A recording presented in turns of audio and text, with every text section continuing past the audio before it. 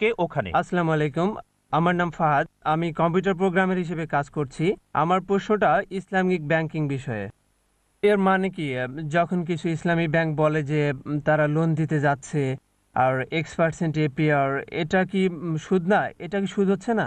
ভাই প্রশ্ন করলেন যে ইসলামিক ব্যাংকিং বিষয়ে জানতে চান। ইসলামিক ব্যাংক লোন দেয়, তারা X% যুক্ত করে, এটাকে সার্ভিস চার্জ বলে। যাই হোক, এটা সুদ কিনা দেখেন, ইসলাম ধর্মে সুদ হারাম। কমপক্ষে 8 বার আল্লাহ বলেছেন সুদ হারাম। আল্লাহ বলেছেন সূরা বাকারা অধ্যায় 2 আয়াত 278 থেকে 279 যে যদি তোমরা সুদ পরিহার না করো তাহলে আল্লাহ এবং রাসূলের সাথে যুদ্ধের ঘোষণা শোনো। সুতরাং সুদ হারাম। এবার ইসলামিক ব্যাংকিং ব্যাপারে বলি। আপনি বলছেন যে অনেক ইসলামিক ব্যাংক যারা লোন দেয়, একটা বিষয় বলতে পারি, অধিকাংশ ইসলামিক ব্যাংক একই। আমি একটাও ইসলামিক ব্যাংক দেখি না যেটা 100% ইসলামিক। আমার জানা মতে নেই, থাকতেও পারে, আমি জানি না। আমার ইচ্ছা আছে ইসলামিক ব্যাংকিং এর ব্যাপারে, তবে কিছু আছে মাশাআল্লাহ কাছাকাছি ইসলামিক, অনেকগুলো আবার ধোঁকাবাজি, শুধু নামে মাত্র তারা ইসলামিক। মনে রাখতে হবে যে সাধারণ মানুষ হিসেবে যাচাই করতে পারলে যাচাই করবেন।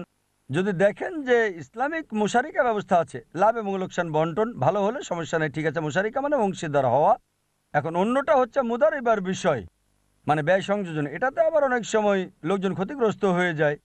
অনেক সময় এটা তেমন কিছুই না, ধরেন শুধু সরাসরি না খেয়ে একটু ঘুরিয়ে খাওয়া, এইভাবে নাক ধরা, এটা আসলে কিছু না, দৃষ্টি আকর্ষণের কৌশল আর কি। তাই আমাদেরকে যাচাই করতে হবে। অনেক ফতোয়া আছে এটা বৈধ, অনেক বিষয় বৈধ, অনেক হারাম বিষয় আছে।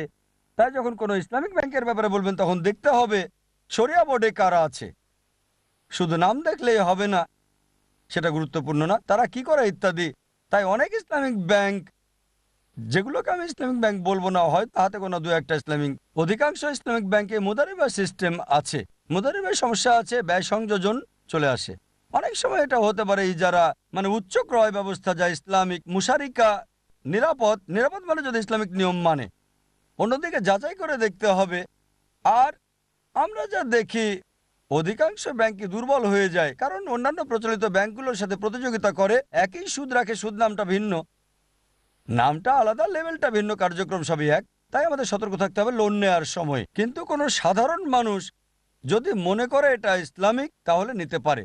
যদি তারা আপনার অগোচরে কোনো খারাপ কিছু করে তাহলে দায়টা তাদের, আপনার উপর না। যদি জানেন হারাম তারপরও সেখানে যান, দায় আপনার। তাই ব্যাংক মালিকদেরই দেখতে হবে যে তারা শরিয়া মানছে কি মানছে না। এ বিষয়ে অনেক ফতোয়া আছে, ফতোয়া পাওয়া খুবই সহজ। যে ফতোয়া চান সেটাই পাবেন। তারা তাই হয়তো মিশর বা পাকিস্তান বা ইন্ডিয়াতে যায়, যেটা সুবিধা সেই ফতোয়া তারা নিয়ে চলে আসে, তারপর অনুমোদন করে। তাই সতর্ক হতে হবে ইসলামিক ব্যাংকিং এর ব্যাপারে। এমন না যে এটা সম্ভব না, সম্ভব, তবে খুবই কঠিন। কিছু সংখ্যক আছে আমি জানি মাশাআল্লাহ ভালো, তারপরও 100% না। তারাও জানে 100% না, কারণ কেন্দ্রীয় ইসলামিক ব্যবস্থা না থাকলে সেটা হতে পারে না 100%।